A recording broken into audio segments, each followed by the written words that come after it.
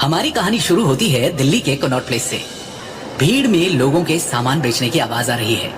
कोई चूड़ी बेच रहा है तो कोई गोलगप्पे।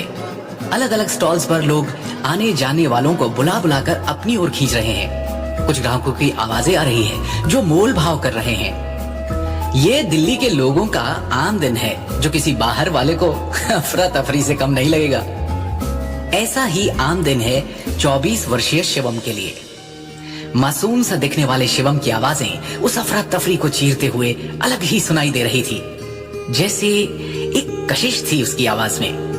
एक फूड ट्रक जिस पर लिखा है मृणाल के छोले कुलचे, उसके सामने खड़ा शिवम आवाजें लगा रहा है और लोगों को बुला रहा है। दिल्ली के कनॉट प्लेस आए और मृणाल के छोले कुलचे न खाए तो जी क्या दिल्ली आए और क्यों ही दिल्ली आए। उसकी आवाज लोगों का ध्यान खींच तो रही है। कुछ उसके ट्रक तक आकर रेट्स पढ़कर लौट रहे हैं तो कुछ सिर्फ एक प्लेट लेकर उसमें से पूरे परिवार का स्वाद निपटा रहे हैं। खैर, मायूस सा शिवम आवाजें लगाते हुए कब दोपहर से शाम कर बैठा उसे पता ही नहीं चला। एक और दिन निकल गया और आज भी गले में कुछ कम ही कमाई चमक रही है। पैसों को गिनकर अपनी जेब में डालते हुए उसने अपने साथ काम करने वाले अमन पाजी को ट्रक बंद कर आगे बढ़ाने को कहा। आज घर में शादी है तो थोड़ा जल्दी जाना है। पाजी ने हाँ में सर हिलाया और जब तक वो बाकी सामान पैक करने में जुट गए, शिवम फोल्डिंग कुर्सियां उठाने लगा। अपनी धुन में मगन वो कुर्सियां बटोर ही रहा है कि उसे कुछ आभास हुआ। थोड़ा सकपकाकर डरते हुए जैसे ही उसने नजर उठाकर सामने देखा तो दूर खड़े दो आदमी उसे दिखाई दिए जो उसे ही घूरे जा रहे हैं। सूट बूट से लेस वो दोनों एक टक उसे ही देखे जा रहे हैं। शिवम ने नजर घुमाकर इधर उधर देखा और वापस उन दोनों की तरफ देखा। उसके चेहरे से साफ था कि उसे समझ आ गया है आखिर मामला है क्या। पहले तो वो थोड़ा हड़बड़ाया और फिर जल्दी जल्दी में कुर्सियां ट्रक के अंदर पटक कर चाबी पाजी की तरफ फेंक कर फुर्ती में वहां से निकल गया। पहले तो तेजी से चलने लगा, लेकिन फिर जैसे ही उसने नजर घुमाकर देखा तो उसके होश उड़ गए। वो दोनों उसका पीछा कर रहे हैं। उसकी सांसें बढ़ गई और अब उसकी रफ्तार में और तेजी आने लगी। चलते हुए एक गली में मुड़ा, फिर दूसरी और तीसरी। चलते हुए उसने वापस पलट कर देखा इस उम्मीद में कि शायद वो जा चुके होंगे, लेकिन एक पत्थर उसके पैर में ऐसा फंसा कि वो डगमगा गया और मुंह के बल गिर पड़ा। बेतहाशा हालत में उसने उठने के लिए अपना हाथ जमीन पर कसा और जैसे ही उठकर खड़ा हुआ कि सामने से तेज रोशनी ने उसकी आंखें चकाचौंध कर दी। रोशनी से चुंधियाई हुई आंखों को बचाते हुए हाथ को हटाकर उसने सामने नजर मारी तो एक बड़ी सी बेंटले कार को खड़ा पाया और उसके पांव मानो जम से गए। उसके कानों के पास से बहती हुई सनसनाती हवा ने जैसे उसके रोम रोम को चौकन्ना कर दिया। जिन अतीत के पन्नों को फाड़ कर वो कब का जलाकर राख कर चुका था, वो आज फिर उसके सामने खुलकर उड़ रहे हैं। और फिर उस कार का दरवाजा खुला जिसमें से एक आदमी निकलकर उसकी तरफ चलकर आया। जिस किस्से को पिछले 15 साल से वो रोज थोड़ा थोड़ा करके भुला रहा था, वो आज उसके सामने उसकी आंखों में आंखें डाले खड़ा मुस्कुरा रहा है। शिवम इस आदमी को पहचानता था। शिवम के सामने खड़े 58 वर्षीय आदमी के चेहरे में और हाव भाव में ज्यादा कोई बदलाव नहीं हुआ है। शिवम उसकी तरफ देखता है और मुड़कर जाने को हुआ कि वो दो आदमी भी जो उसका पीछा कर रहे थे उसके सामने खड़े हो गए। वो उन्हें मार गिराना चाहता था, लेकिन उसने अपना गुस्सा दबाया। हालांकि शिवम टेंशन में था, लेकिन उसको वो दिखाना नहीं चाहता था। शिवम उन आदमियों को अपने सामने से हटाते हुए जाकर उस कार में बैठ गया। अंदर एक अजीब सी कशमकश का माहौल था। शिवम ने उस आदमी से पूछा, आप लोगों ने मुझे ढूंढा कैसे? एक तीखी मुस्कान के साथ उस आदमी ने जवाब दिया, आपसे बेहतर कौन जानता है कि हम जिसे ढूंढना चाहें उसे पाताल लोक से भी खींच निकालें। फिर आप तो यहाँ दिल्ली में ही मिल गए। क्यों? सही कहा ना मैंने मिस्टर शिवम शाह। शिवम के चेहरे पर बेचैनी का माहौल छा गया जैसे ही उसने तेजी में कह डाला, मेरा नाम शिवम शाह नहीं, शिवम गांधी है। हमें फर्क नहीं पड़ता, लेकिन हमें जो चाहिए वो तो आपसे ही मिलेगा। अब चाहे आप शाह रहें या गांधी बनकर घूमें। और मैं भी आपसे कह चुका हूं, अच्छे से समझा चुका हूं कि जो आपको मुझसे चाहिए वो मैं आपको नहीं दे सकता। उस आदमी के चेहरे पर मायूसी साफ झलकने लगी। उसने गहरी सांस ली और शांत भाव से शिवम की तरफ देखा। तो मैं ये मान लूं कि आप सच में सर यानी अपने दादाजी का इनविटेशन ठुकरा रहे हैं? भाड़ में गए आपके सर। शिवम से अब और सहन नहीं होता और वो सच का सामना करता है।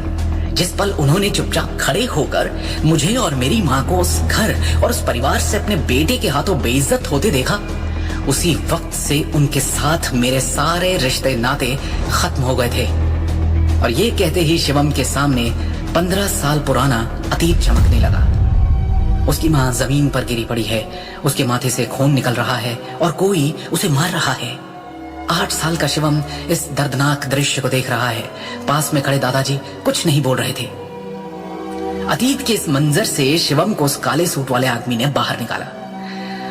आप भी जानते हैं कि वो ऐसा नहीं करना चाहते थे। 2 साल से दादाजी की तबीयत खराब है।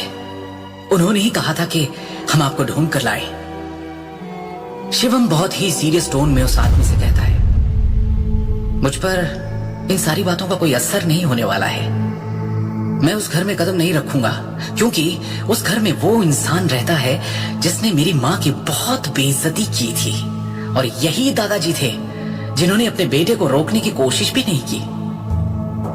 अब उन्हें मुझसे क्या चाहिए? अब प्लीज जाकर उनसे कह दो कि मुझे मेरी जिंदगी अपने शर्तों पर शांति से जीने दें। शिवम, ये आप कैसी बात कर रहे हैं? सोच कर देखिए, आप एक शाह होकर किस परिवार से अपना नाता तोड़ना चाहते हैं? शिवम के गुस्से का बांध टूट जाता है और वो कार की खिड़की के कांच पर गुस्से में मुक्के मारना शुरू कर देता है। वो आदमी समझ नहीं पाता कि शिवम इतनी जिद क्यों दिखा रहा है। वो उसका हाथ पकड़ता है। शीशे को कुछ नहीं होगा, लेकिन आपका हाथ जरूर जख्मी हो जाएगा। दादाजी ने साफ साफ कहा है कि हम आपको उन तक एकदम सही सलामत पहुंचाएं। शिवम को मानो तो जैसे काटो तो खून नहीं। वो उस आदमी की तरफ मुड़ता है और अपने गुस्से को पीकर कहता है, देखिए, मैं आपसे आखिरी बार कह रहा हूं, 15 साल का वो दिन मैं कभी नहीं भूल सकता। और मुझे नहीं लगता कि दादाजी, मेरा मतलब है सर, भी कभी भूल पाएंगे। और अगर वो भूलना चाहेंगे भी तो मैं उन्हें भूलने नहीं दूंगा। उस दिन सर के बेटे ने मेरी माँ की बेइज्जती की थी, उनके स्वाभिमान को ठेस पहुंचाई थी, उनका भरोसा तोड़ा था। उनकी औकात 1-2 कौड़ी के इंसान से बदतर की थी।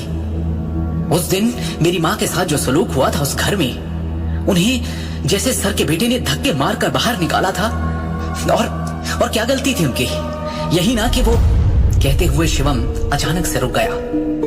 क्या हुआ था उस दिन? ऐसा क्या किया था शिवम की माँ ने जिसके कारण उन्हें शाह परिवार से उनके पति ने उन्हें धक्के मारकर बाहर निकाल दिया था? और फिर आज अचानक शिवम को लेने क्यों आए? शिवम उस दिन के ख्यालों में खोया ही था कि वो आदमी बोल पड़ा, इसका मतलब है आपको उन फटीचर नारंग के यहाँ एक गरीबी वाली और जिल्लत भरी जिंदगी जीना मंजूर है, लेकिन शाह फैमिली में लौटना मंजूर नहीं। शिवम को जैसे नारंग फैमिली के उल्लेख पर कोई फर्क ही नहीं पड़ा और वो तपाक से बोल पड़ा, शाह परिवार को सिर्फ पैसा, दौलत और शोहरत से मतलब है। क्या तुम्हारे भी भेजे में ये नहीं घुस रहा कि ये बात पैसे और रुतबे की नहीं, इज्जत और स्वाभिमान की है? जिस घर में वो इंसान रहता हो जिसने मेरी माँ की इज्जत नहीं की, मैं उस घर में कदम नहीं रखूंगा। जाकर बोल दो अपने सर से।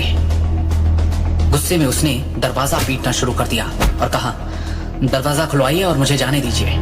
ये कहते हुए शिवम मुड़ता है और कार के दरवाजे को एक जोर का धक्का देता है, जिससे दरवाजा एकदम से खुल जाता है और वो हड़बड़ाता हुआ बाहर की तरफ जमीन पर जा गिरता है। गाड़ी रफ्तार में चल रही थी।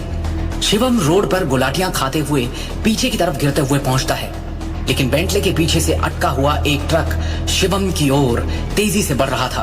तभी ये देखते हुए काले सूट वाला आदमी अपनी जेब से एक रिवॉल्वर निकालता है और उस ट्रक के टायर पर गोली चला देता है। गोली लगने के इम्पैक्ट से ट्रक अपना बैलेंस लूज कर सड़क के साइड पेवमेंट पर चढ़ जाता है। शिवम की जान बच जाती है, लेकिन इससे पहले कि वो आदमी शिवम को वापस जबरदस्ती अंदर बिठाए, वो जैसे तैसे उठता है और बेतहाशा भागना शुरू कर देता है। शिवम के चेहरे पर सालों का दबा हुआ गुस्सा साफ झलक रहा था। उसके दिमाग में हजारों ख्याल एक तूफान की तरह चल रहे थे। शिवम के कानों में उसके पिता की आवाज गूंजने लगती है, तुमने जो किया है उसकी भरपाई अब नहीं हो सकती। तुमने शाह परिवार के रुतबे पर कई सवाल खड़े कर दिए हैं।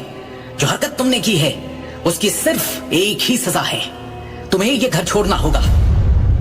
एक 24 साल के लड़के ने अपनी पत्नी और शिवम की मां से कहा। जवाब में शिवम की मां ने भी कहा, चलिए तो मैं जाऊंगी, लेकिन सारा सच अभी भी ढका हुआ है। हिम्मत है तो पूरा सच बताओ। ये कहते ही उस लड़के ने उस लड़की को एक जोरदार थप्पड़ रसीद कर दिया, जिसकी मार से वो नीचे गिर पड़ी और उसके माथे से खून निकलने लगा था। शिवम अपने ख्यालों से बाहर आता है जब पास से गुजरती हुई एक कार की तेज रोशनी उसके चेहरे पर पड़ती है। वो पीछे मुड़कर देखता है और चौंक जाता है कि वो कार अब भी उसका पीछा कर रही है। शिवम ने वापस चलना शुरू किया और एक ही ख्याल उसके अंदर बार बार कौंध रहा है कि चाहे जो हो जाए, जिस दलदल से उसे सालों पहले बाहर निकालकर फेंका जा चुका था, उसी कीचड़ में अब वो वापस नहीं लौट सकता। और लौटे भी क्यों? क्योंकि वो जिस कारण से शिवम को वापस अपने पास बुलाना चाहते हैं वो उसके दिमाग में दूर दूर तक नहीं है। उसके दिमाग में तो कुछ और ही है जो वो वापस जाकर पूरा नहीं कर सकता। अचानक उसके चेहरे पर दर्द और बेबसी के भाव उजागर हो चले, जैसे कि उसके पीछे वो कार नहीं बल्कि एक भयानक और दिल दहला देने वाली याद थी, जिससे वो जितना हो सके दूर जाना चाहता था। एक कड़वी सी मुस्कुराहट उसके चेहरे को छूकर निकल जाती है और वो घृणा से कहता है, शाह फैमिली। मालूम तो था उसे कि ये लोग उसे एक ना एक दिन ढूंढ ही निकालेंगे, लेकिन इतनी जल्दी ये उसने सपने में भी नहीं सोचा था। उसी कड़वे सपने से दूर जाते हुए वो इधर उधर देखने लगता है कि कोई टैक्सी या कैब मिले और वो उसमें बैठकर इन लोगों से दूर, बहुत दूर निकल जाए। जाने कितने ही ऑटो टैक्सी रोकने की कोशिश की, लेकिन इस वक्त रोहिणी तक का सफर कहां मिलता उसे इतनी आसानी से। अपनी हर कोशिश में असफल हो उसने अचानक मुड़कर देखा और ये क्या, वो कार अब भी उसके पीछे है। शिवम अचानक रुक जाता है और गुस्से में उस कार को देखने लगता है। शिवम के सब्र का बांध अब टूटने को था। जो करने से वो अपने आप को रोक रहा था उसके लिए उसके हाथ मचल रहे थे। वो खुद को समझा ही रहा था कि वो गाड़ी स्टार्ट हुई और तेजी से उसके सामने आ रुकी। शिवम उनके सामने डटकर खड़ा रहा, लेकिन उन आदमियों ने जबरदस्ती पकड़कर उसे कार के अंदर घसीटा, दरवाजा बंद किया और तेजी से कार वहां से निकल गई। अब क्या करेगा शिवम? क्यों बैठा है कार के अंदर? कौन है ये लोग और वो क्यों शिवम को शाह फैमिली में वापस लाना चाहते हैं? क्या शिवम वापस लौटेगा उन अतीत के सायों के बीच? क्या हुआ था 15 साल पहले जो शिवम और उसकी मां को यूं जलील किया गया था? क्या है शिवम की सच्चाई? कौन है वो? आगे की कहानी जानने के लिए सुनते रहिए शिवम द हिडन वॉरियर।